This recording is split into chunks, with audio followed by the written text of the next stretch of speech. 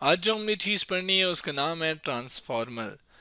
Last time हमने transformer के बारे में पढ़ा था कि ट्रांसफार्मर एक ऐसी मशीन होती है जो कि हम यूज़ करते हैं, जैसे कि हमारे घरों के आसपास लगी होती है, जो कि यूज़ होती है कि उसको पीछे से जो वोल्टेज मिलता है उसको वो क्या कर देती है, कम या ज़्यादा, यानी वोल्टेज को चेंज करने वाली ये मशीन होती है। अगर मैं पीछे आपको दिखाऊं तो लास्ट टाइम हमने जो चीज़ें पढ़ी थी वो ये कि ट्रांसफार्मर क्या होता है, ये किस वर्किंग प्रिंसिपल पे काम करता है। उसके बाद ये जो म्यूचुअल इंडक्टेंस थी, चूंकि ये इसके पे वर्किंग प्रिंसिपल पे काम करता है तो हमने म्यूचुअल इंडक्टेंस के बारे में भी पढ़ा। फिर उसके बाद हमने इसकी कंस्ट्रक्शन देखी कि कंस्ट्रक्शन जो है वो इसकी कैसे होती है। उस कंस्ट्रक्शन में हमने ये कहा था कि ये दो कॉइल पर मुश्तमिल होती है, जिसमें एक प्राइमरी कॉइल कहलाती है और एक सेकेंडरी कॉइल। अब ये जो प्राइमरी कॉइल और जो सेकेंडरी कॉइल होती है ना, इसको बेसिकली एक रॉड के साथ, आयरन रॉड के साथ, ये जो आपको नज़र आ रहा है इस शेप में, इसके साथ कनेक्ट किया होता है। अब आज हम ये देखेंगे कि इसका क्या चक्कर है, इसको क्या कहते हैं, और इसके बारे में थोड़ा जानेंगे। उसके बाद हमने क्या किया था कि हमने उसके बाद ट्रांसफार्मर इक्वेशन जो है वो पढ़ी थी कि जो ट्रांसफार्मर इक्वेशन है वो क्या होती है। और इसमें ये देखा था कि जितनी ज़्यादा नंबर ऑफ टर्न्स एक कॉइल में होंगी उसके अंदर उतना ही जो है वोल्टेज प्रोड्यूस होगा, यानी डायरेक्ट रिलेशन है, नंबर ऑफ टर्न्स बढ़ाने से वोल्टेज भी बढ़ रहा था। लेकिन उसके बरक्स जब हम करंट के लिए पावर को यूज़ करके करंट के लिए चीज़ निकाली थी, तो जहाँ पे उसमें हमने देखा कि वोल्टेज बढ़ाने से किसी कॉइल के अंदर, प्राइमरी का वोल्टेज बढ़ाने से जो उसके अंदर करंट है वो क्या हो रहा है, कम हो रहा है। यानी ये क्या करती है कि जो जहाँ पे वोल्टेज ज़्यादा है वहाँ पे करंट क्या हो जाता है, कम हो जाता है। आसान अल्फाज में इन्वर्सली रिलेटेड है कि वोल्टेज बढ़ाने से जो करंट है वो क्या होता है, कम हो जाता है। यानी by increasing voltage current is decreases in the same coil. उसी कॉइल में क्या हो जाता है, वोल्टेज बढ़ाने से करंट जो है वो कम हो जाता है। पहले तो मैं क्या करता हूँ, इस बारे में बताता हूँ कि ये जो मेरे पास ये जो रॉड है, आयरन रॉड है या जो भी है, इसको हम कहते क्या हैं। इसको बेसिकली हम क्या कहते हैं, आयरन कोर। अब ये जो आयरन कोर होता है, जाहिर है ये आयरन से मिलकर यानी लोहे से मिलकर बनता है। अगर मैं बात करूं कि हमने ये चीज़ क्या पढ़ी थी कि इसके अंदर जो करंट है वो एसी सोर्स की वजह से आता है। अब ये जो एसी सोर्स है उसका क्या होता है कि उससे करंट बार बार चेंज होता है। अब जब करंट बार बार चेंज होता है तो मैग्नेटिक फील्ड भी बार बार क्या होती है, चेंज होती है। और मैंने यही कहा था कि म्यूचुअल इंडक्टेंस क्या है कि इसके बार बार मैग्नेटिक फील्ड चेंज होने की वजह से इसके अंदर मैग्नेटिक फ्लक्स चेंज होता है, और जिसकी वजह से ईएमएफ आ जाती है। ये तो म्यूचुअल इंडक्टेंस थी।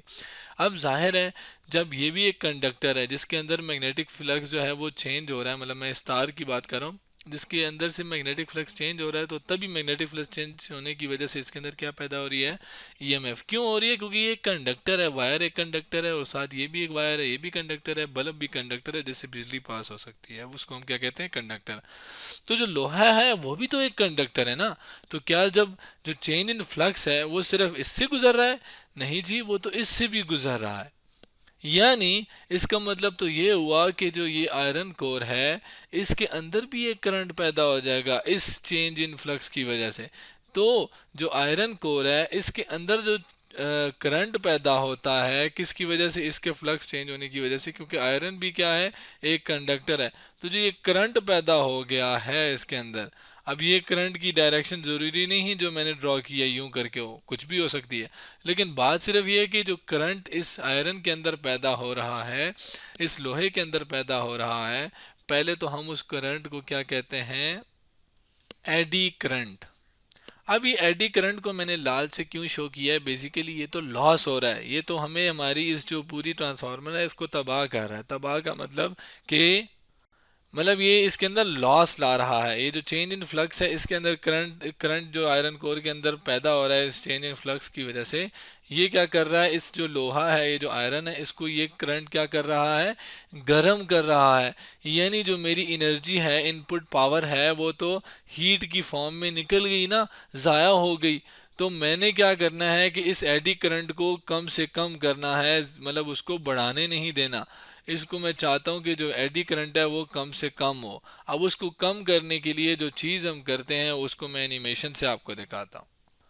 ये एनिमेशन मैंने यूट्यूब की चैनल लेसिक्स से उठाई है जिसका नाम है ट्रांसफार्मर कोर टाइप। अब उसमें क्या है कि ये हमारे पास जैसे कोर है, इसके एक कॉयल है, ये दूसरी कॉयल है। अब हम क्या करते हैं कि इसको जो कोर है इसको हम एक देखें, ये मुख्तलिफ शीट्स पतले पतले। अब पहले मैं क्या कर रहा था, सिर्फ एक को यूज़ कर रहा था, सिर्फ एक को। अब जब मैं एक को यूज़ कर रहा था तो एडी करंट बहुत ज़्यादा आ रहा था। लेकिन अब क्या है, जब मैंने बहुत सारे जो है ना ये एक साथ इकट्ठे करके इनको देखे मिला के मैंने क्या कर दिया, कोर बना ली है इसकी पूरी। अब इसको मिलाने का क्या फ़ायदा होगा कि हर एक शीट के अंदर अपना करंट पैदा होगा, और वो जो करंट है वो एक दूसरे को ख़त्म करने की कोशिश करेगा, और मिनिमम से मिनिमम जो करंट है वो पैदा होगा। तो जो मेरा एडी करंट है वो इस लिहाज से, इस वजह से क्या होता है, कम से कम हो जाता है, कम से कम पैदा होता है। तो जैसे मैंने आपको एनिमेशन में दिखाया, इस तरह हम एडी करंट को क्या कर सकते हैं, कम कर सकते हैं। अब ये जो प्रोसेस था जिसमें हम क्या कर रहे थे, एक शीट के ऊपर अगली शीट रख रहे थे, इसको हम क्या कहते हैं, लेमिनेशन। इसको हम क्या कहते हैं, लेमिनेशन। इस प्रोसेस को हम क्या कहते हैं, लेमिनेट करना, यानी लेमिनेशन यानी लेमिनेट करना, एक दूसरे के ऊपर रखना। अब उससे क्या होगा कि करंट, एडी करंट जो है वो कम हो जाएगा। ये नहीं पॉसिबल कि एडी करंट बिल्कुल कम हो। जाहिर है अगर आयरन मौजूद है, कंडक्टर मौजूद है, तो उससे मतलब जाहिर है कंडक्टर है तो उसकी वजह से करंट तो पैदा होगा, क्योंकि मैग्नेटिक फ्लक्स चेंज हो, तो उससे क्या है कि, लेकिन ये कि फुल ख़त्म हम नहीं कर सकते। अब ये चीज़ भी तो जहन में आ सकती है कि भाई हम आयरन ही क्यों यूज़ कर रहे हैं, अगर इतना प्रॉब्लम है हमें इससे तो हम कुछ और यूज़ कर लेते हैं। तो असल में जो आयरन है एक बहुत अच्छा मैग्नेटिक मटेरियल भी है। वो क्या करता है कि जो इसकी वजह से जो मैग्नेटिक फील्ड जनरेट होती है वो उसको फोकस रखता है, ताकि सारी की सारी मैक्सिमम फील्ड है वो इस सेकेंडरी वाली कॉयल के पास जाती रहे, इधर उधर डाइवर्ज ना हो। तो आयरन कोर को हम इस वजह से भी यूज़ करते हैं। अब जो ट्रांसफार्मर है वो मुख्तलिफ तरह के हो सकते हैं। भला कैसे, कि मैंने जैसे कहा था कि एक जो ट्रांसफार्मर था उसमें मैंने क्या किया था कि इसकी जो नंबर ऑफ टर्न्स है वो ज़्यादा कर दी थी, इसकी कम कर देती थी। अब इसमें क्या कर दूं, अगर मैं एक की इस वाली ज़्यादा कर दूं और जो सेकेंडरी वाली हैं उसको क्या कर दूं, सॉरी सेकेंडरी वाली को ज़्यादा कर दूं, प्राइमरी वाली को कम कर दूं, जबकि इसमें सेकेंडरी को कम करके प्राइमरी में मैंने ज़्यादा कर दिया था। यानी इस केस में जो नंबर ऑफ टर्न्स किसकी, प्राइमरी की हैं, वो क्या है, ज़्यादा है एज़ कम्पेयर टू सेकेंडरी। जबकि इसमें क्या है, नंबर ऑफ जो टर्न्स हैं वो प्राइमरी में क्या है, कम है एज़ कम्पेयर टू सेकेंडरी। अब ये लेस देन का निशान, इसका मतलब ये वाली चीज़ कम, ये वाली ज़्यादा। इसमें ये ग्रेटर देन का निशान, इसका मतलब ये वाली चीज़ ज़्यादा, ये वाली चीज़ कम। अब अगर इसकी जो प्राइमरी कॉयल है इसके जो नंबर ऑफ टर्न्स हैं वो ज़्यादा हैं, तो इसका मतलब क्या है, इसके जो क्रॉस वोल्टेज है वो भी ज़्यादा होगा। भला कैसे, ये हमें इससे पता है। भला ये जो, जिसको मैंने क्या कहा था कि ये ट्रांसफार्मर इक्वेशन है जो कि पिछली वीडियो में देखी थी, इसमें नंबर ऑफ टर्न्स बढ़ाऊंगा तो मेरे पास वोल्टेज भी उसी कॉयल में क्या हो जाएगी, ज़्यादा हो जाएगी। यानी इसके पास प्राइमरी जो कॉयल है उसके नंबर ऑफ टर्न ज़्यादा हैं, तो ये भी ज़्यादा हो जाएगी।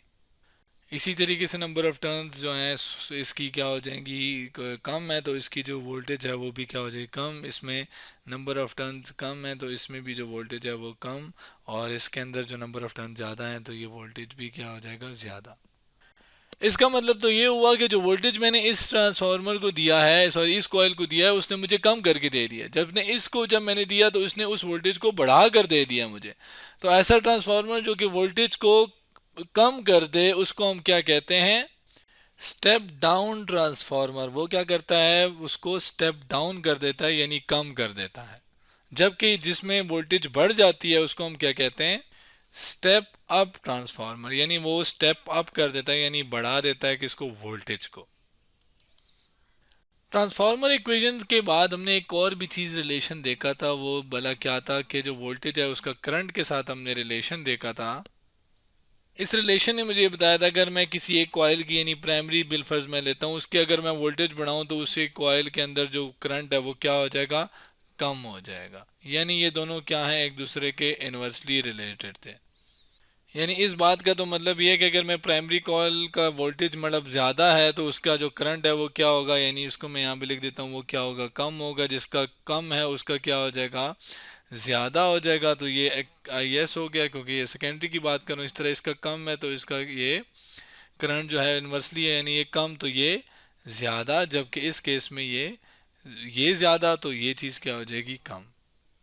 यानी हमने ये देख लिया कि इसमें करंट क्या है, कम, फिर ज़्यादा हो रहा है किस में, स्टेप डाउन में। यानी वो करंट को कम ज़्यादा से सॉरी कम से ज़्यादा कर रहा है स्टेप डाउन, जबकि स्टेप अप करंट को ज़्यादा से कम कर रहा है।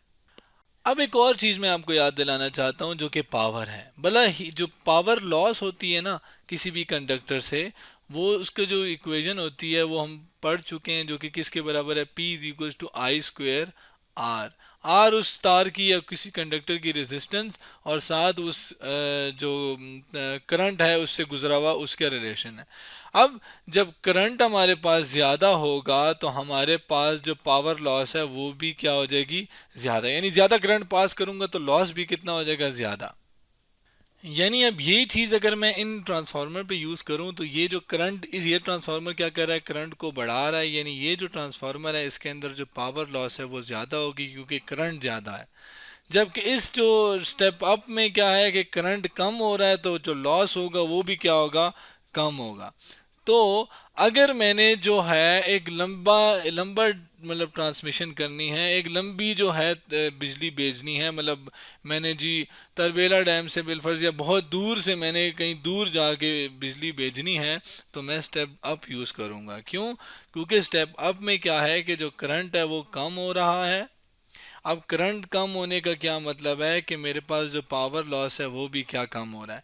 यानी फॉर लॉन्ग डिस्टेंसेस जो मैं यूज़ करूँगा वो क्या करूँगा, स्टेप अप। तो यानी अगर मैं यहाँ पे लिख दूँ और इसको थोड़ा सा जो है मैं ना बल्कि ऊपर नहीं नीचे ले जाऊँ, तो ये मेरे पास क्या है कि जो लॉन्ग डिस्टेंस ट्रांसमिशन है, यानी मैंने दूर बिजली भेजनी है, दूर कहीं के मैंने भेजनी है, तो वो मैं कौन सा यूज़ करूँगा, स्टेप अप। क्यों भला? क्योंकि करंट इसमें कम आ रहा है और करंट कम आने का मतलब क्या है, जो लॉस है, पावर लॉस है, वो क्या है, कम है।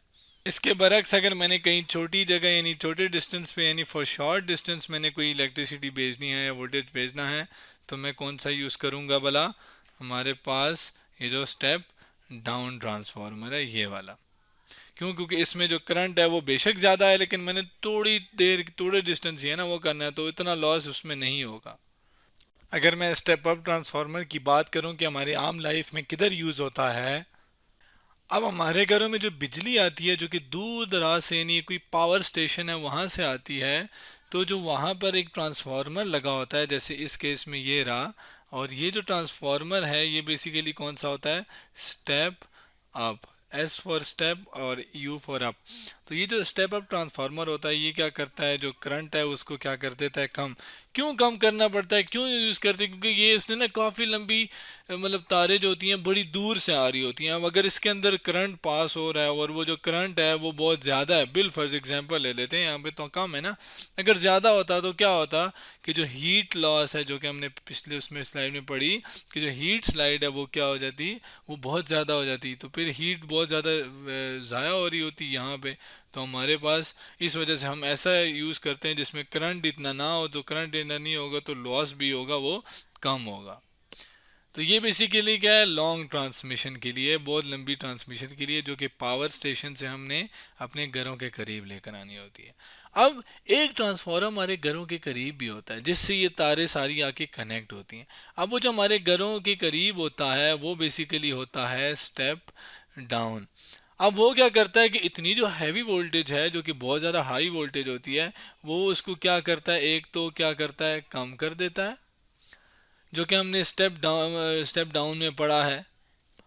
और दूसरा उसके जो अंदर जो जो करंट होता है वो बेशक ज़्यादा हो। अब ज़्यादा होने से क्या है कि यार उसने तो बहुत इतना मतलब तय ही नहीं करना सफ़र, तो जो ज़्यादा तय नहीं करना सफ़र तो बेशक थोड़ा बहुत अगर हीट लॉस हो जाए जो कि इतना नहीं होता तो इतना मसला नहीं होता। इस वजह से हम अपने घरों के जो करीब पाते हैं ट्रांसफार्मर वो क्या होते हैं, स्टेप डाउन। जो कि लॉन्ग ट्रांसमिशन के लिए होते हैं वो कौन से होते हैं, स्टेप अप। तो आज हमने ट्रांसफार्मर के बारे में पढ़ा और हमने देखा कि किस तरह के ट्रांसफार्मर होते हैं। पहले तो हमने ये देखा कि जो आयरन कोर है वो क्यों यूज़ करते हैं, उसका फ़ायदा और उसका नुकसान देखा। उसके बाद हमने ट्रांसफार्मर की टाइप्स देखी कि स्टेप अप और स्टेप डाउन जो है कौन कौन से मतलब उसके अंदर क्या होता है। और इसके अलावा हम अपनी आम लाइफ में इन ट्रांसफार्मर को कहाँ कहाँ देखते हैं।